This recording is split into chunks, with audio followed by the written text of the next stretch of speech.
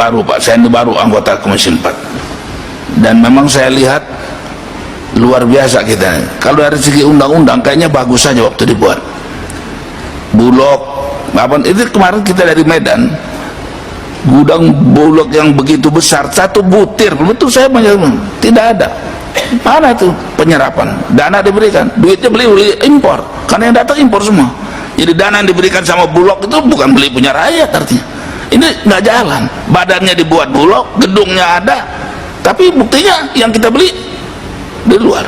Semua provinsi sekarang setelah kami tahu datang kan impor. Nah, ini kan persoalannya bukan hanya Bapak saja yang rakyat ini terus terang cuma disebutkan di mulut aja berpihak pada rakyat.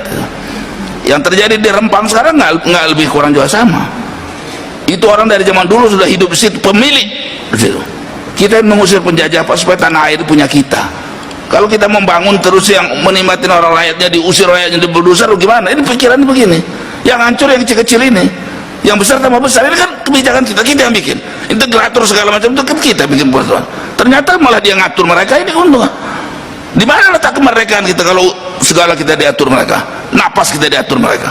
Ini kan kesalahan kita, artinya kita harus cek ini. Saya setuju panja itu Pak, supaya kita bongkar ini. Jangan dikira kita bikin yang dengarnya nama udah hebat integrator begini, ujung-ujungnya nggak ada yang ngontrol. Kalau misalnya ditentukan 20%, nggak ada yang siapa yang ngontrol. Karena yang lebih ngontrol mereka kalau punya amplop untuk ngontrol itu. Undang-undang ini bisa dikontrol dengan amplop Pak di negara kita ini. Jadi jangan main-main bikin undang-undang. Kalau tidak bisa kita atur, sekarang mari cek di mana Bulog beli padi kita. Nggak ada, kosong, sebutir pun tidak.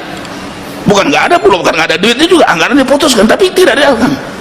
Yang paling gampang adalah impor, berangkat sekali ribuan ton datang.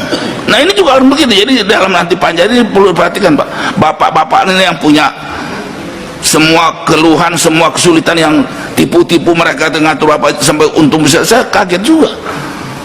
Anda sudah hidup di negara ini, Anda punya negara, Anda berusaha di sini, kok ada orang yang datang karena punya modal untuk ngatur hidup kita? Di mana letaknya DPR kalau gitu? Ini betul, emang betul harus ada datang. Kalau Anda betul-betul rakyat, kami harus diuntungkan, harus kami yang dibela, begitu dong. Nah ini kan tidak, badannya ada, duitnya ada, tapi yang dibeli yang di luar. Ini saya saksi hidup nih. Ini satu butir pun tidak ada, memang nggak ada padi di situ.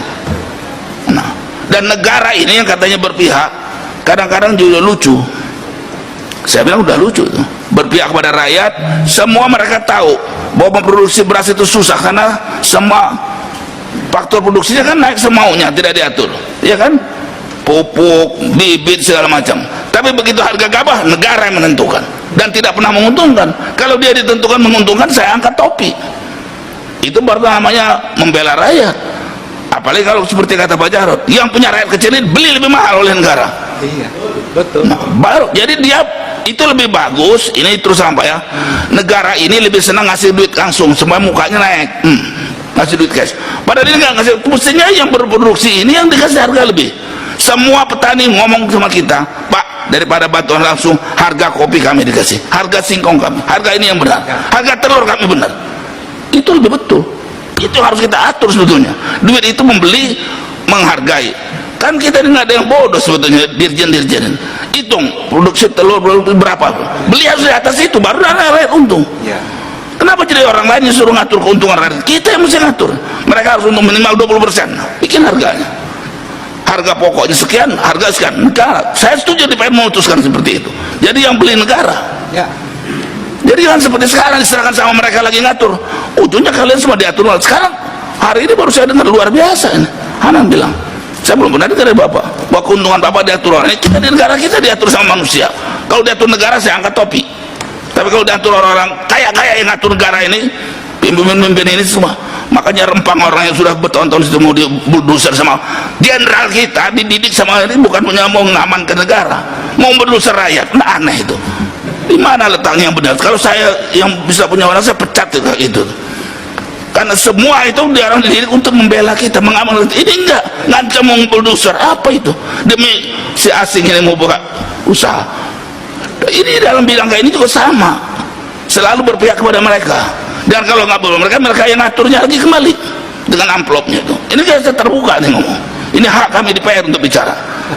Jadi menurut saya Pak, begitu banyak ini kesempatan, jangan disia-siakan. Buka aja, jangan ditutup-tutupin. Sungkan-sungkan nggak ada itu. Sudah nggak zamannya lagi Pak. Dan berhentilah ngomong berpihak rakyat kalau masih begitu caranya.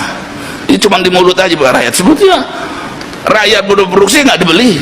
Saya dapat data jagung itu saja diperkirakan 18 juta lebih. Kita perlu paling 16 juta, mestinya surplus. Kenapa jadi impor terus? Duit siapa dipakai? Ya duit dari pajak dari kita, buat ngebunuh kita, kan gila itu namanya. Siapa yang melakukan? Pemerintah kita. Ini yang nggak benar gitu. Termasuk juga di PR artinya kan. Jadi bikin aturan hati-hati kita. Tapi Bapak koalisi loh ya. Iya, nggak peduli saya. Jangan ragu-ragu, kita ini pribadi berbicara pribadi Pak. Kadang cuma pencitraan dulu. Jadi kita jangan pencitraan lah. Saya terus terang saja melihat, menurut saya kita ini baru ngomong aja berpihak pada rakyat. Ya. Dan apa yang katakan orang misalnya Pak ya, kalau mau dibangunkan di Rembang tuh rakyat itu dididik supaya bisa bekerja di situ, bukannya diusir, di bulldozer. Kalau kita bikin jalan tol, orang rakyat di situ harus dapat juga untung.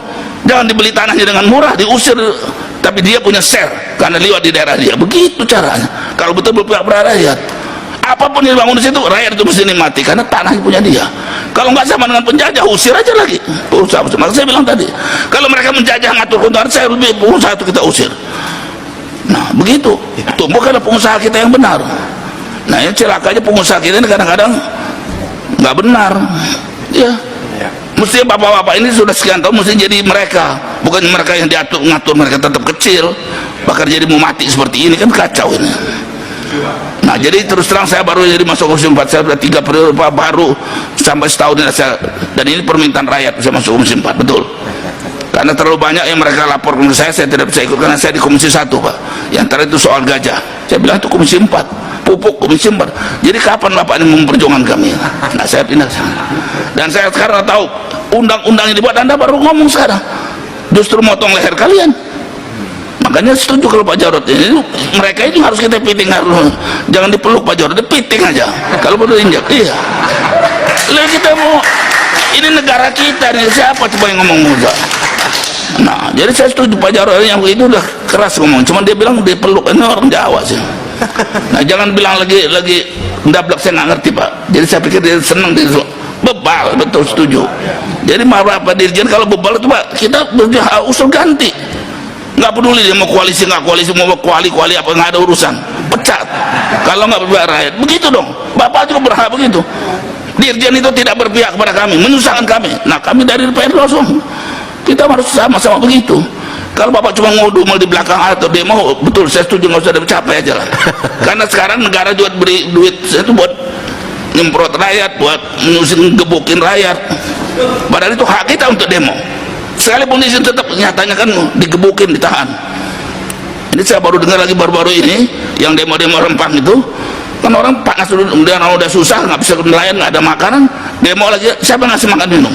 Ada ustaz ngasih dia makan, ditangkap sekarang. Orang yang bagi makan ditangkap. Ini kan lucu bener kita. Justru karena rakyat lagi berjuangkan nasib, nggak, kita mesti bantu mestinya. Jadi di mana letak berpihak rakyat? Ayo kita buka diskusi kita. Yang mana bukti yang berpihak pada rakyat?